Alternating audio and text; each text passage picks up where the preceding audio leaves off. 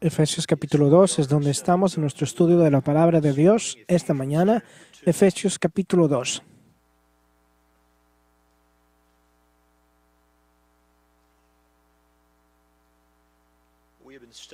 Hemos estado estudiando a través del libro de Efesios los miércoles en la noche. Si usted ha estado con nosotros durante los servicios de la semana, usted está consciente de esto. Esta mañana quería que nos enfocáramos en algunos versos a los que hemos llegado en nuestro estudio del miércoles en la noche. Principalmente el verso 8 al 10 del segundo capítulo, pero quiero que leamos, empezando con el verso 1, para que veamos esos versos en su contexto. Efesios 2, verso 1. Y Él os dio vida a vosotros que estabais muertos en vuestros delitos y pecados en los cuales anduvisteis en otro tiempo según la corriente de este mundo, conforme al príncipe de la potestad del aire, el espíritu que ahora opera en los hijos de desobediencia, entre los cuales también todos nosotros en otro tiempo vivíamos en las pasiones de nuestra carne, satisfaciendo los deseos de la carne y de la mente. Y éramos por naturaleza hijos de ira, lo mismo que los demás. Pero Dios, que es rico en misericordia, por causa del gran amor con que nos amó, aun cuando estábamos muertos en nuestros delitos, nos vida juntamente con Cristo. Por gracia habéis sido salvos.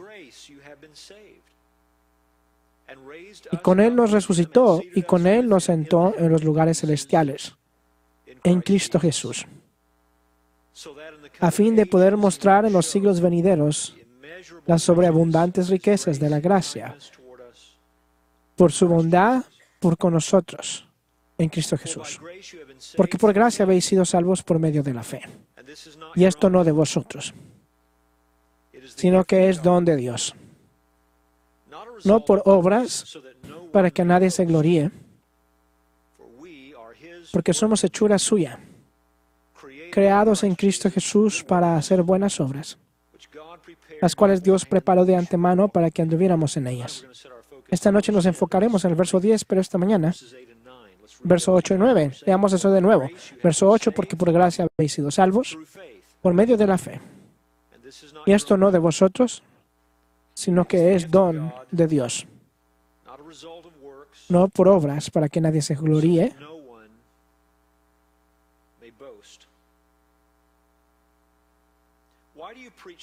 ¿Por qué predicamos el Evangelio a los cristianos? ¿Por qué predicamos el Evangelio a los cristianos? Estos dos versos, verso 8 y 9, yo creo que usted estará de acuerdo, que estos versos se usan seguidamente en la obra del evangelismo. Si le está hablando a alguien que no es un cristiano y usted quiere explicarles a ellos el Evangelio, ¿acaso no es cierto que muchas veces usted va a Efesios 2, 8 y 9 y usted explica que la salvación es por gracia solamente, que solamente es por fe y es en Cristo solamente? Estos versos son valiosos. En la obra del evangelismo nos ayudan a explicar a los pecadores perdidos cuál es el verdadero evangelio. Pero acuérdese que Pablo le escribe esta carta a creyentes. Así que estos dos versos que muchas veces asociamos con el evangelismo se le están dando a los creyentes. ¿Por qué haría eso? ¿Por qué predicaría usted el evangelio? De hecho, toda esta sección, empezando con el verso 1 hasta el verso 10, ¿por qué declararía esto a los cristianos? Esto es quien ustedes una vez fueron, verso 1 al 3. Esto es quien ustedes son ahora, verso 4 al 7. Y esta es la explicación por esto, verso 8 al 10. ¿Por qué le predica el evangelio a cristianos? Déjeme ponerlo de otra manera, una manera más personal. Si usted es un cristiano en este auditorio, si usted está salvo y conoce a Jesús, ¿necesita usted escuchar el evangelio hoy? ¿Necesita escucharlo? ¿Necesita ser recordado que su salvación viene toda de gracia? Y si lo necesita escuchar, ¿por qué lo necesita escuchar? Esta mañana voy a compartir con usted 5 verdades maravillosas de nuestra salvación del verso 8 y 9, pero antes de que hagamos eso, quiero tomar unos momentos para que pensemos juntos por qué necesitamos escucharlo. ¿Por qué predicamos el Evangelio a los cristianos? La primera razón que voy a mencionar es esta, porque el Evangelio para siempre va a estar bajo ataque. Necesitamos continuar escuchando el Evangelio y siendo recordados del Evangelio, porque en este mundo el Evangelio está por siempre bajo ataque.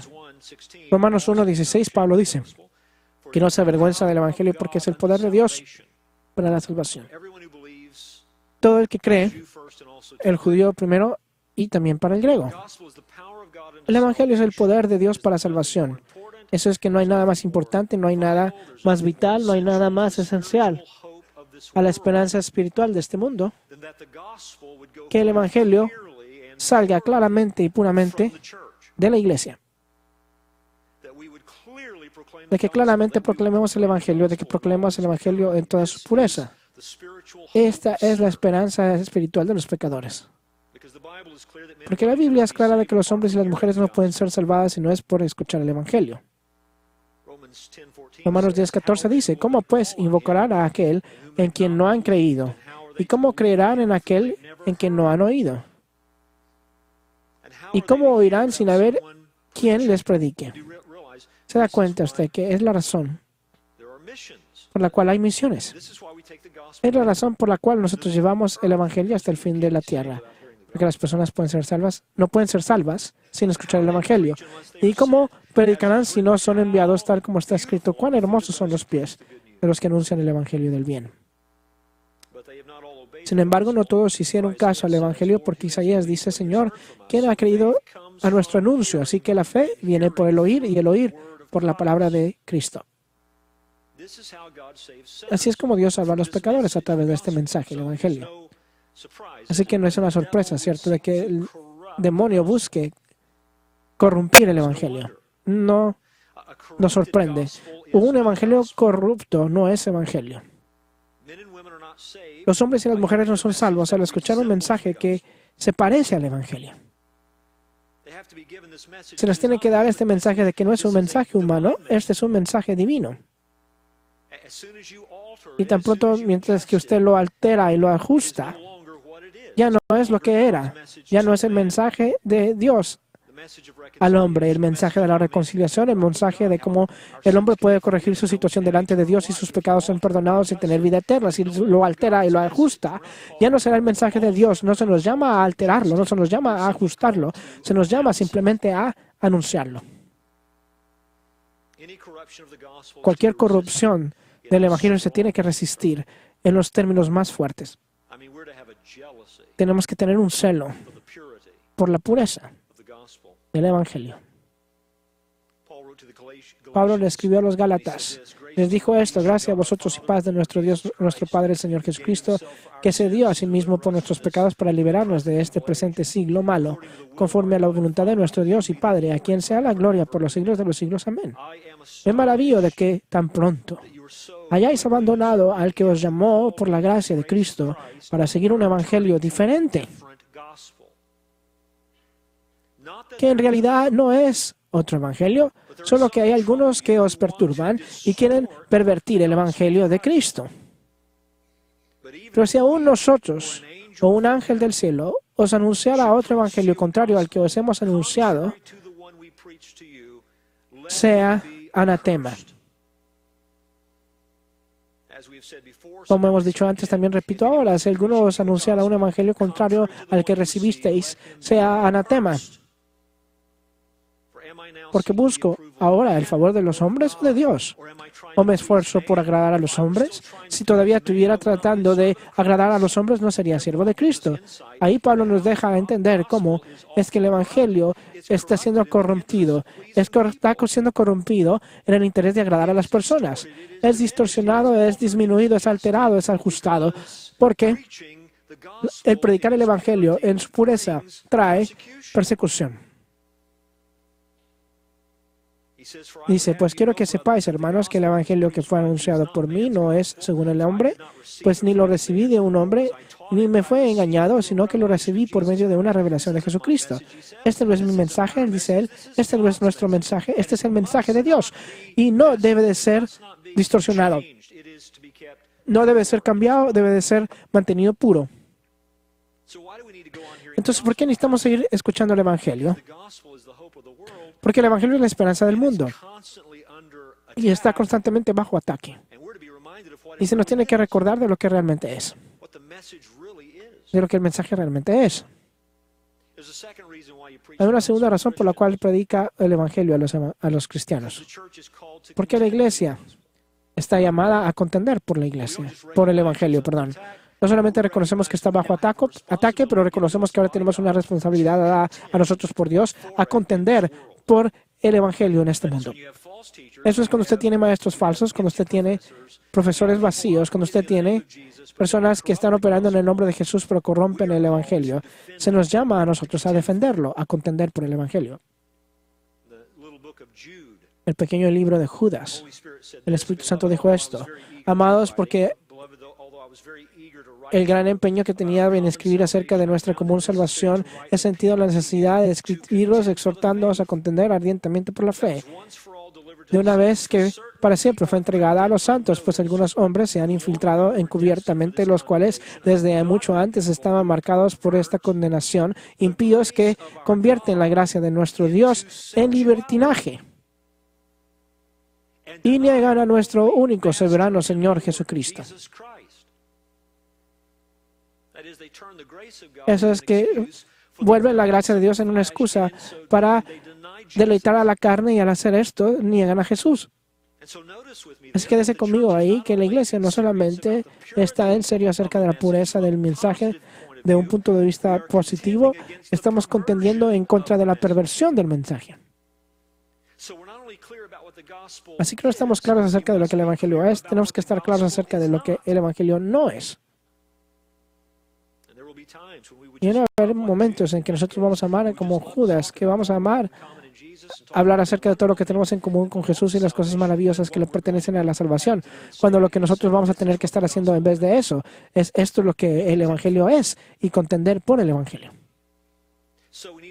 Así que necesitamos escucharlo para ser recordados de lo que es. Necesitamos escucharlo para que estemos preparados para contender por él y toda su pureza y protegerlo y proteger la pureza de su mensaje. Tercero, continuamos predicando el Evangelio a la iglesia, porque la iglesia vive del Evangelio. Es por el Evangelio que hemos sido traídos a Dios, es por el Evangelio que nosotros caminamos con Dios. Usted entiende que todas las verdades que encontramos en la palabra de Dios que tienen que ver con nuestra santificación, y todo lo que estamos viendo ahí, todo lo que estamos observando, todo lo que estamos aprendiendo ahí, es la aplicación extendida del mensaje del Evangelio al pueblo que lo ha recibido. Toda verdad que usted aprende en el Nuevo Testamento es una aplicación de la gracia gratis de Dios, el amor increíble y la misericordia de Dios en Jesucristo. Es la aplicación continua del Evangelio. Empezamos por la gracia de Dios, caminamos por la gracia de Dios y vamos a ser terminados por la gracia de Dios. Necesitamos continuar escuchando estas verdades, la verdad del Evangelio, mientras que está siendo aplicada a la vida del creyente. Ese es crecimiento cristiano. Cuando entendemos mejor el Evangelio y entendemos cómo aplicar el Evangelio, así es como crecemos en la fe cristiana. El día de hoy tenemos que ser recordados, usted y yo, de quién nosotros éramos, quién nosotros somos y cómo todo vino a suceder. Y vivimos de esas verdades. Así que con eso en mente, el verso 8 y 9, déjeme declarar a nosotros esta mañana 5 verdades preciosas acerca de esta cosa asombrosa que Dios ha hecho, llamada la salvación. Lo primero que vemos en el verso 8 es esto, la certeza de la salvación. O podemos decir la finalidad de la salvación. Él dice, porque por gracia habéis sido salvados por medio de la fe. La primera cosa que yo quiero que usted subraye en su mente son estas palabras. porque habéis sido salvos por gracia, habéis sido salvos. A través de la fe, usted ha sido salvo. Usted ha sido salvo. Usted ha sido salvo. Cuando habla acerca de la salvación, ahí él está usando un participio perfecto pasivo, algo que ha sido logrado, que tiene resultados continuos. De hecho, él está recogiendo lo que es una adoración en el verso 5, cuando dice, aun cuando estamos muertos en nuestros pecados y transgresiones, ¿qué hizo Dios? Nos dio vida con Cristo. Y luego él dice, ahí por gracia habéis sido salvos. Hemos sido salvos, hemos sido liberados. Es una obra terminada, es algo que ya no está en duda. Es certero, está seguro, hemos sido salvados. Tan certero es que él lo describe en los versos tempranos que dice, hemos sido levantados juntos con Cristo, nos hemos sentado en los lugares celestiales, verso 6. Nos levantó con Él y nos sentó con Él en los lugares celestiales en Cristo Jesús. Cada creyente en este lugar, esta mañana, en posición, usted ya está sentado con Jesús en el cielo. Así es como está de certero. Y si preguntamos, ¿salvos de qué? Hemos sido salvos. ¿Salvos de qué? Bueno, verso 1 al 3 nos proveen esa respuesta.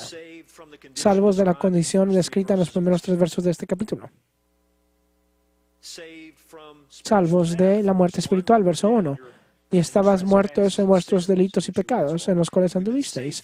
Hemos sido salvos de esos, ya no estamos muertos y ahora estamos vivos juntos con Cristo. Salvos de la culpa y el castigo de nuestros pecados. Nuestra muerte espiritual existía en ese ámbito, en esa esfera de pecados y transgresiones. Se nos ha dado vida juntos con Cristo y nuestros pecados han sido perdonados.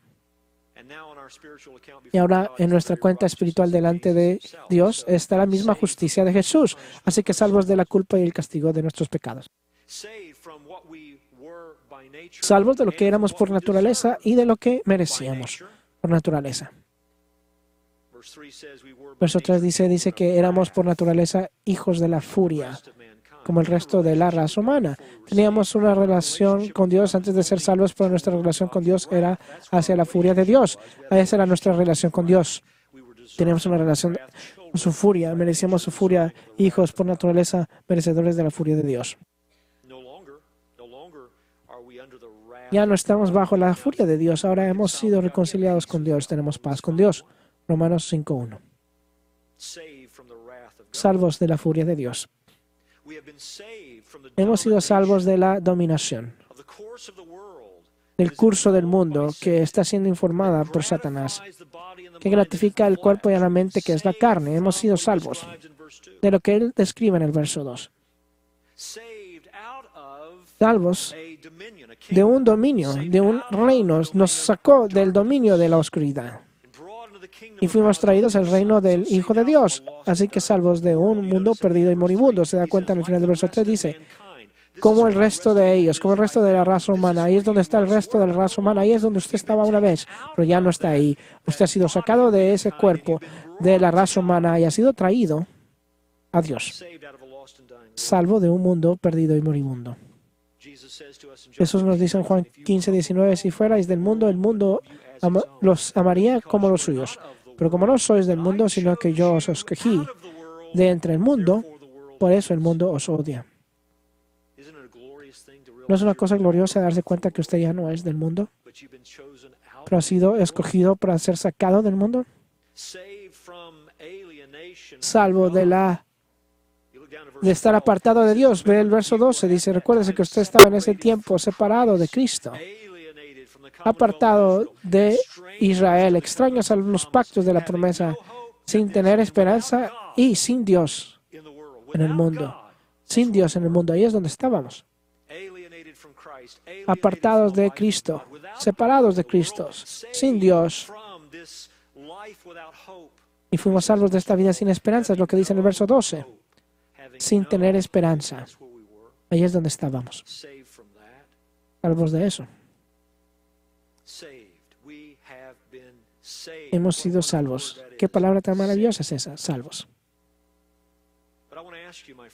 Pero quiero preguntarle, amigo, ¿es eso cierto acerca de usted? ¿Usted ha sido realmente salvo? ¿Es la salvación una realidad en su propia vida?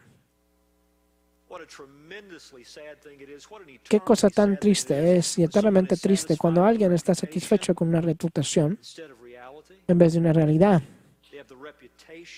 Tienen la reputación de ser un cristiano, tienen la reputación de conocer a Cristo, están involucrados con la iglesia, le pertenecen a la iglesia, están asociados con la iglesia, pero ellos realmente no conocen a Jesús. ¿Qué estado tan triste es ese?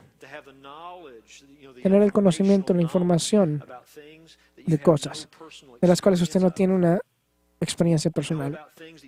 Usted conoce de cosas que usted nunca ha experimentado, conoce de cosas de las cuales usted todavía es un extraño desde el punto de vista de la experiencia. Qué cosa tan triste es esa. Yo temo de que hay muchas personas en nuestras iglesias, de que ahí es exactamente donde están. Conocen las doctrinas de la salvación, pero nunca han conocido la liberación, que es la salvación. Cantan las canciones de la salvación, pero nunca han probado la dulzura de la salvación. Conocen una forma de piedad, un disfraz de actividad que se parece a la salvación, pero nunca han conocido el poder de Dios que transforma una vida. ¿Es ese usted? ¿Está usted contento con la reputación de la cual usted no conoce la realidad? Yo oro de que usted no es un extraño a la salvación. Yo oro de que usted haya sido salvo. Así que lo primero que vemos es la certeza de esto, la finalidad de esto. Usted ha sido salvo. La segunda cosa que vemos, la segunda verdad preciosa acerca de esta salvación es la explicación por ella. Nosotros hemos sido salvos, entonces, ¿cómo usted explica eso? ¿Cuál es la base para esto? ¿Cómo ha sido logrado? Él dice que es por gracia, verso 8, porque por gracia habéis sido salvos. Esa es su causa. Es la gracia de Dios. Usted dice, ¿gracia? ¿La gracia de quién? La gracia de Dios. Es la maravilla de ello. Así es como usted explica este gran contraste entre el verso 1 al 3 y el verso 4 al 7. Está siendo explicado no por nosotros, está siendo explicado por Dios. Por eso es que esas dos primeras palabras del verso 4 están dulce. Pero Dios, así es como nosotros en los versos 1 y 3, pero Dios, siendo rico en misericordia, con el amor con que Él nos amó, aún cuando estábamos en esa condición muerta, se da cuenta, Él nos dio vida. Él hizo esto. Esta es su obra. Y luego Pablo adora y dice que por gracia habéis sido salvos, verso 5, y ahora ha recogido ese verso en el verso 8. Ese tema en el verso 8. Así es como usted explica la salvación. Es explicada por la gracia de Dios. ¿Qué es la gracia? La gracia es el favor inmerecido. Es que Dios, siendo eternamente bueno hacia nosotros, no lo merecíamos y nunca lo mereceremos. ¿Qué es la gracia? Es la salvación de Dios hacia un pueblo que no se merece ser salvado. Es el amor de Dios a un pueblo que no era digno de amor. Es que Dios tenga misericordia sobre un pueblo que no merecía misericordia. Es que Dios perdonara a un pueblo que eran absolutamente culpables y no se merecían ser perdonados. Es que Dios liberara a un pueblo que se merecía la condenación. Esa es la gracia. Y cuando usted entiende la gracia, usted nunca pregunta por qué le pasan malas cosas a buenas personas. Usted pregunta por qué cualquier cosa buena le sucede a cualquier persona, porque no hay nadie que es bueno. Todos hemos pecado y hemos quedado cortos de la gracia de Dios. ¿Qué merecemos de la mano de Dios? Merecemos furia. Entonces, ¿por qué es que el sol está brillando sobre personas que se merecen la furia? ¿Por qué caerá la lluvia en personas que se merecen la furia? ¿Por qué se provee para nuestros hogares y se provee comida y ropa y transportación para las personas que se merecen la furia de Dios? ¿Por qué es que Dios es bueno a los pecadores?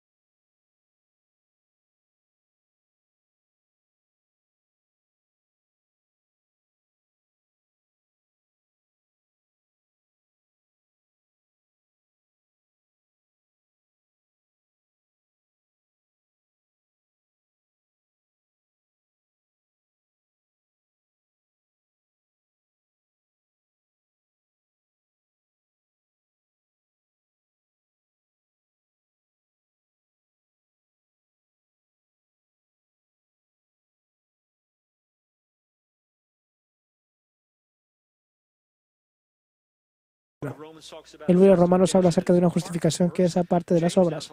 Santiago ahora habla acerca de una justificación que es por obras. ¿Cómo poner estas dos cosas juntas? Una, el libro de Romanos está hablando de justificación delante de Dios. Santiago está hablando de un tipo de justificación delante de los hombres. Eso es que nosotros somos declarados correctos con Dios, mientras que simplemente creemos en su Hijo. Pero delante de los hombres, la demostración de que nuestra creencia es de un tipo genuino, una fe dada por el Espíritu Santo. La demostración delante de los hombres es por la manera en que vivimos. Porque donde hay verdadera fe en Dios, la vida es transformada. Y resulta en sí misma en buenas obras. Eso es lo que aprenderemos esta noche en el verso 10. Porque somos hechura suya creados en Cristo Jesús para hacer buenas obras, las cuales Dios preparó de antemano para que anduviéramos en ellas. No hay tal cosa como una verdadera justificación delante de Dios que no resulta en una vida cambiada. Ahora las personas tienen diferentes niveles de frutos y aún a veces las personas salvas, usted puede ver sus vidas y preguntarse si son salvos, pero no hay tal cosa como un cristiano sin frutos. Y cuando alguien tiene una fe genuina, está siendo demostrada en el mundo de la humanidad. Verso 22. Ya ves que la fe actuaba juntamente con sus obras. Y como resultó de las obras, la fe fue perfeccionada. Y se cumplió la escritura que dice, y Abraham creyó a Dios, y le fue contado por justicia. Fue llamado amigo de Dios. Vosotros veis que el hombre es justificado por las obras y no solo por la fe. Y de la misma manera, ¿no fue la ramera Rahab también justificada por las obras cuando recibió a los mensajeros y los envió por otro camino? Porque así como el cuerpo sin el espíritu está muerto, así también la fe sin las obras está muerta. Una fe que no resulta en buenas obras es una fe muerta. Es una fe demoníaca. De hecho, a veces ni siquiera llega al nivel de la fe demoníaca porque la fe de los demonios es suficiente para que ellos tiemblan. Y hay personas que dicen que creen en el verdadero Dios viviente y no tienen ningún temor de Dios en sus vidas, para nada. No tiemblan cuando ellos piensan acerca del Dios Santo. El diablo, los demonios no saben suficiente para saber eso. Así que tenemos que estar claros acerca de esta cosa que se llama la fe. ¿Cuál es la fe salvadora? Déjeme subrayar y resaltar que usted está siendo salvo al creer. La salvación se nos comunica a nosotros de parte de Dios a través de la fe. ¿Cuál es la fe que es verdadera fe? Fe salvadora. Lo mencioné hace un momento, es un regalo de Dios. Escuche Filipenses 1:29.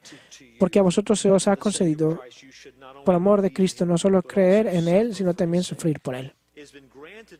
Le ha otorgado a usted por Dios de que usted sufra por el amor de Cristo, pero no solamente que sufra por Él, sino que usted crea en Él. Esto se le ha otorgado a usted de parte de Dios. Hechos 13:45 dice, pero cuando los judíos vieron a las muchedumbres, se llenaron de celo y blasfemando, contradecían lo que Pablo hablaba. Entonces Pablo y Bernabé hablaron con valor y dijeron, era necesario que la palabra de Dios os fuera predicada primeramente a vosotros, a los judíos, mas ya que las rechazáis y no os juzgáis dignos de la vida eterna. He aquí nos volvemos a los gentiles, porque así nos los ha mandado el Señor. Te he puesto como luz para los gentiles a fin de que lleves la salvación hasta los confines de la tierra. Oyendo esto, los gentiles se regocijaban y glorificaban la palabra del Señor, creyendo. Escuche esto, y creyeron cuantos estaban ordenados a vida eterna.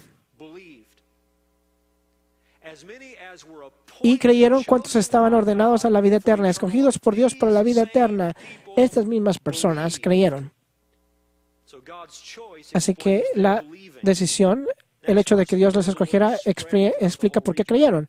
Dice el siguiente verso, dice, y la palabra del Señor se difundía por toda la región. Cuando Pedro le reportó a la iglesia en Jerusalén acerca de su encuentro con los gentiles, Hechos 11:15 dice esto, cuando comencé a hablar, el Espíritu Santo descendió sobre ellos, tal como lo hizo sobre nosotros al principio. Entonces me acordé de la palabra del Señor cuando dijo, Juan bautizó con agua, pero vosotros seréis bautizados con el Espíritu Santo. Por tanto, si Dios les dio a ellos el mismo don que también nos dio a nosotros después de creer en el Señor Jesucristo, ¿quién era yo para poder estorbar a Dios?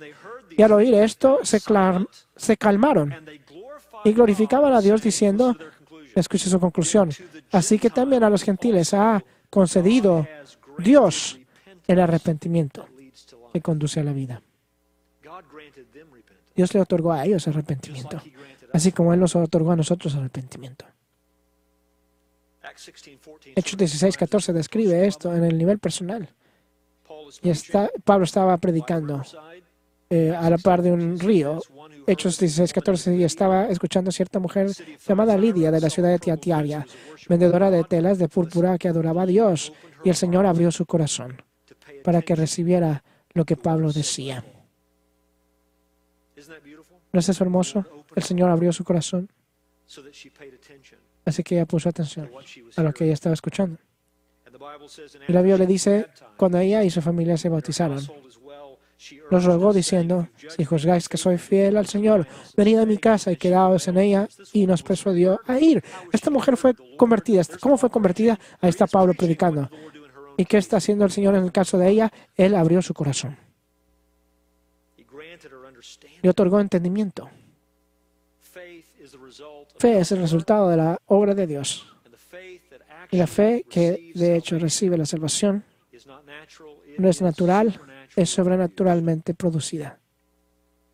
Producida sobrenaturalmente. ¿Cuáles son las marcas de la fe genuina? Pero déjeme describirlo. Una de las marcas de la fe genuina, la fe descansa en la obra completada de Jesucristo. ¿Cómo estoy yo correcto delante de Dios? No basado en lo que yo he hecho, pero basado en lo que Dios ha hecho. Lo que Jesús ha hecho.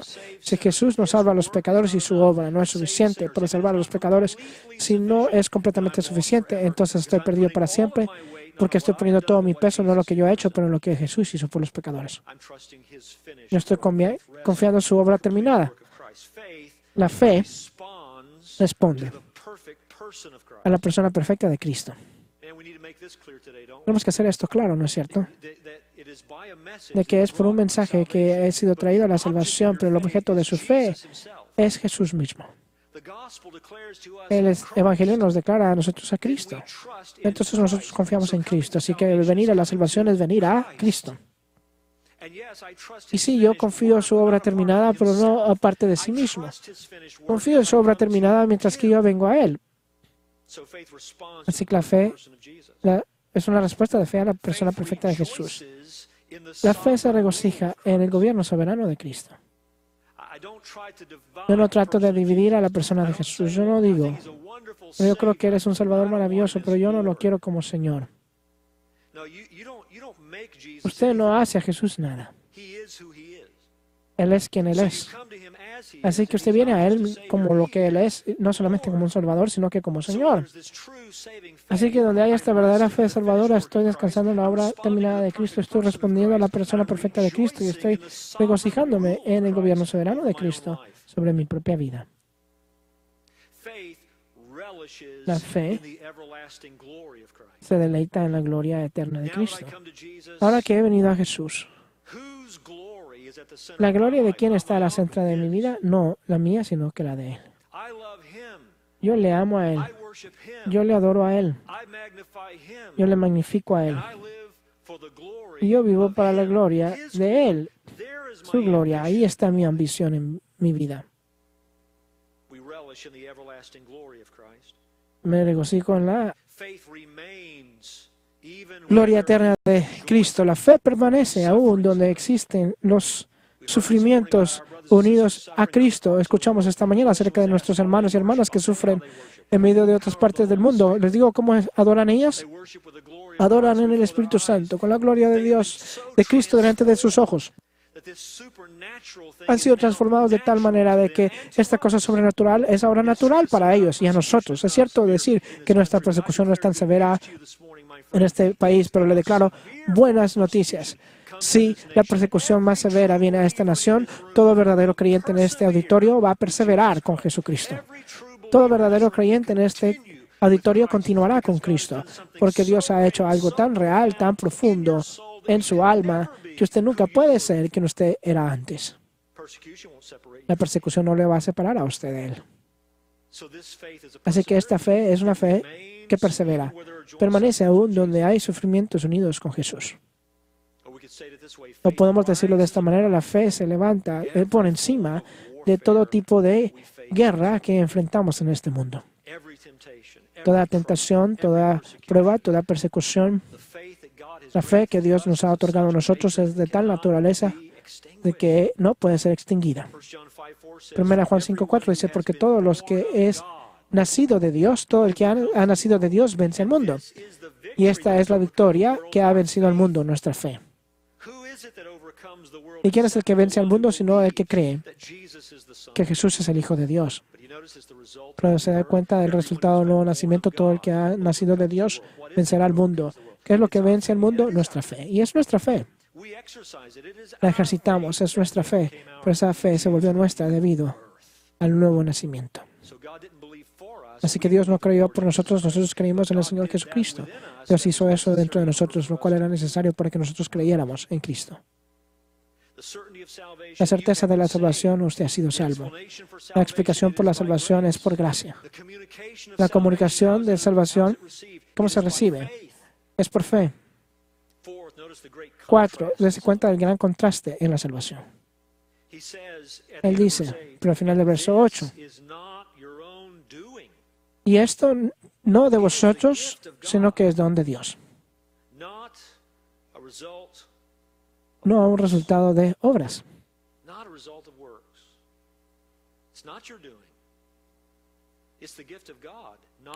Es el regalo de Dios. El Espíritu Santo desea hacer algo abundantemente claro en esta declaración. Si usted no lo entendió antes, Él lo quiere llevar a casa.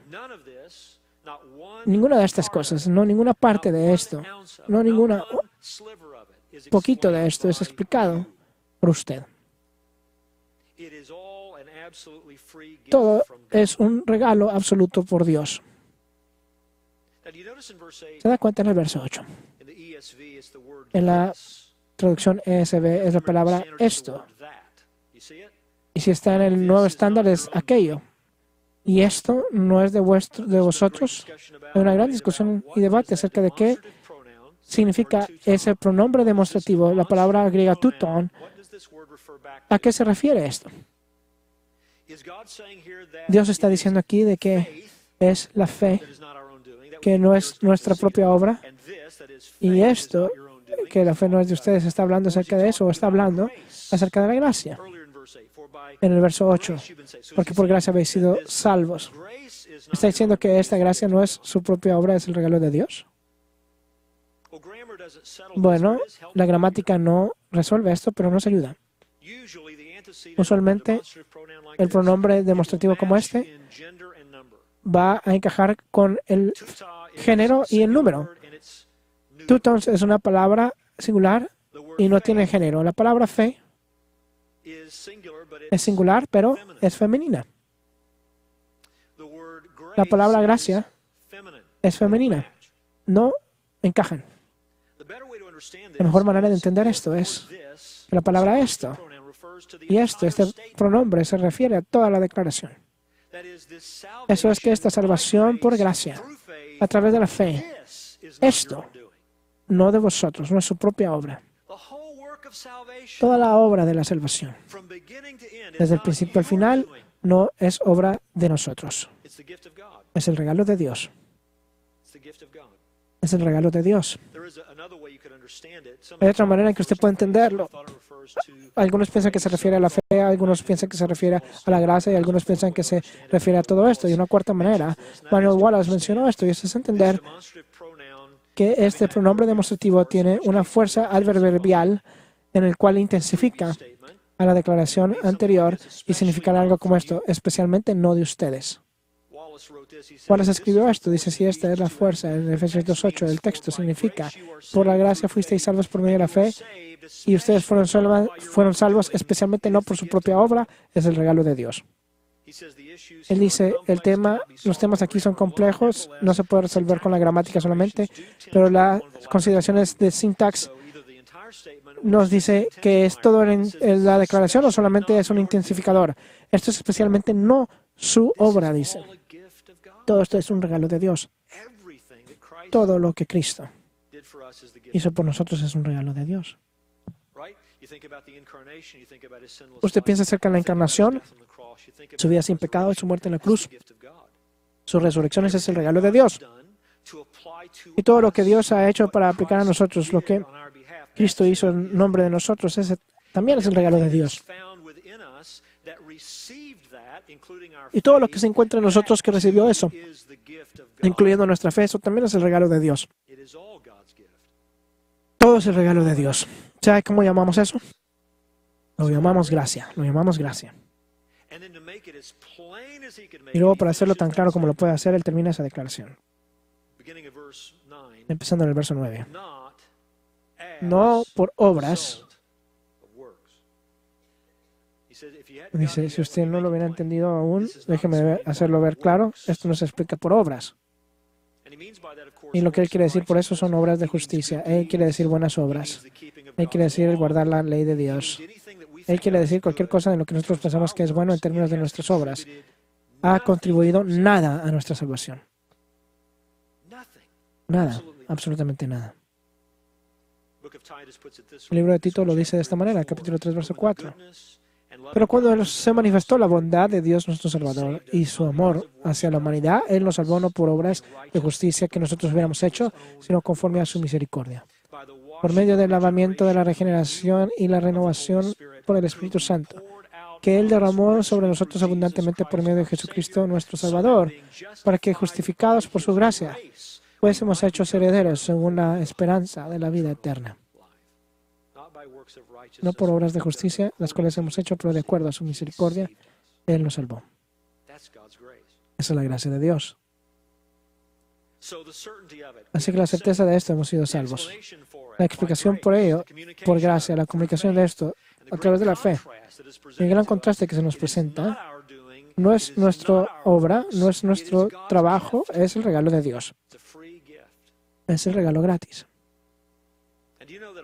Usted sabe que todo esto es porque ese fue el plan de Dios. Lo último que vemos, la quinta cosa, es la celebración de la salvación. Cuando pensamos acerca de esta gran salvación y lo celebramos, ¿quién recibe la adoración? ¿A quién le damos gracias? ¿Quién debe de ser honrado? Se cuenta verso 9. No el resultado de las obras, ¿para qué? Una declaración de propósito. ¿Para qué? Nadie, subrayes en su mente, nadie, ni siquiera uno, se gloríe. La palabra para gloria es una palabra que tiene que ver con gloriarse en sí mismo. El tener orgullo, el ser orgulloso en uno mismo. La misma palabra se usa en 1 Corintios 1:29. 1:28 dice, y lo vil y despreciado del mundo ha escogido Dios lo que no es para anular lo que es, para que nadie se jacte delante de Dios. Para que nadie se jacte, ni siquiera uno. Toda la gloria, toda la adoración, todo el honor, todas las acciones de gracias, el que dictó, le pertenece a aquel que lo hizo todo. Y ese es Dios. Ese es el Evangelio. La salvación es por gracia únicamente. Es por fe únicamente. Es en Cristo únicamente.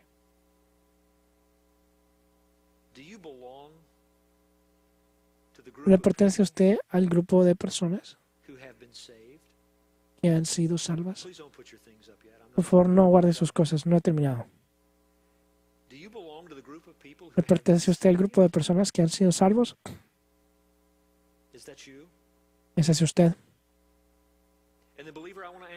Y creyente, le quiero preguntar, ¿cuándo fue la última vez que usted realmente lo entendió todo de una manera fresca y se recordó a usted mismo que la salvación es de la gracia? ¿Cuándo fue la última vez que usted vio su propio caso y reflejó en su propia vida?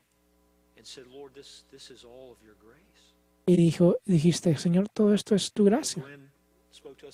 Él nos habló esta mañana acerca de nuestros hermanos y hermanas que están sufriendo en otros lugares del mundo. Y muchas veces he pensado, últimamente, ¿y qué si hubiera nacido en Afganistán?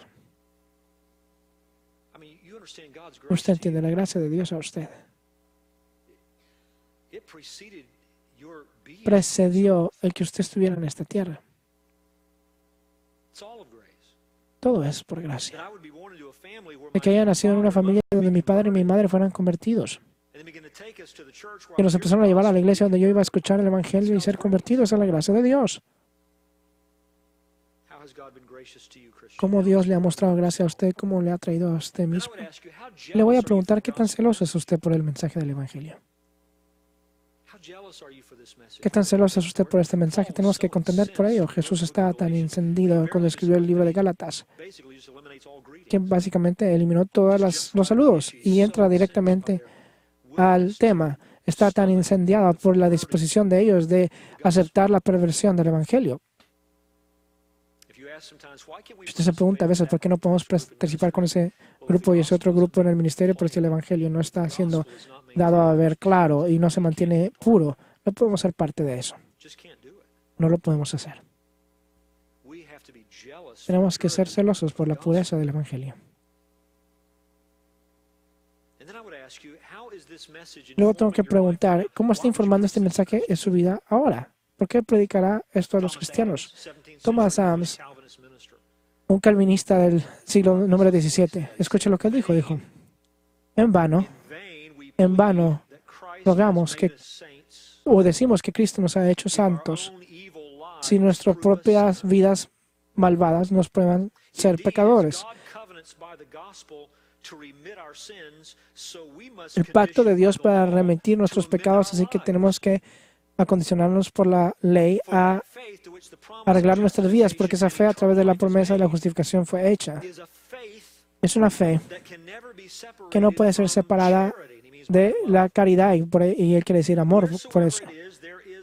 Así que donde está la fe, hay un amor unido con él, trayendo adelante los frutos de la justicia, los cuales es a través de Jesucristo, para la gloria y adoración de Dios. Filipenses 1:11.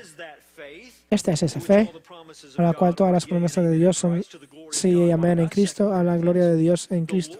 2 Corintios, el Señor que los hizo sí y amén en sus misericordias que nunca fallan, las hizo también sí y amén en nuestros corazones que creerán para siempre a través de las promesas de Dios en el Evangelio han confirmado en la vida de aquellos que realmente tienen fe.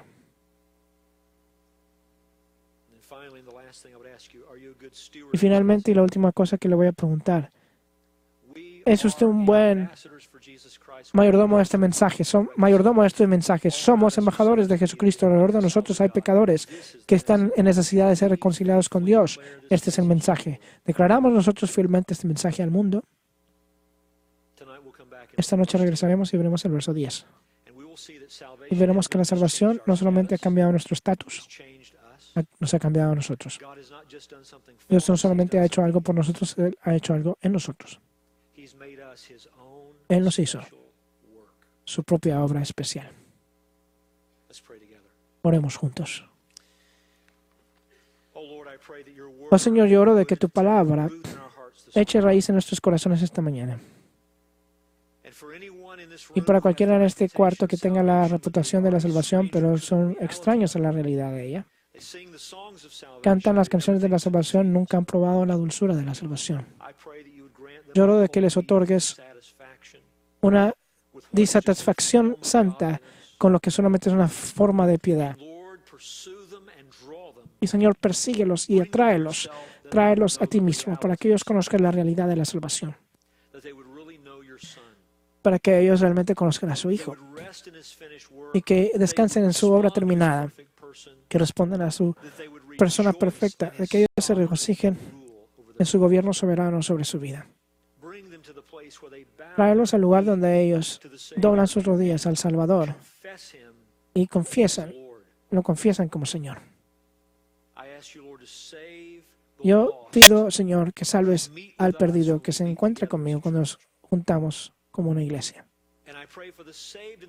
Y oro por los salvos en este lugar que donde nos hayamos olvidado del Evangelio o que no lo hemos olvidado desde el punto de vista de la información, pero donde no estamos viviendo la implicación y las aplicaciones del Evangelio. Señor, mueve nuestros corazones hoy a vivir frescamente esa fe que recibimos en tu Hijo. Pedimos estas cosas en el nombre de Jesús. Amén. Pongámonos de pie juntos. Ahora es muy fácil evangelizar.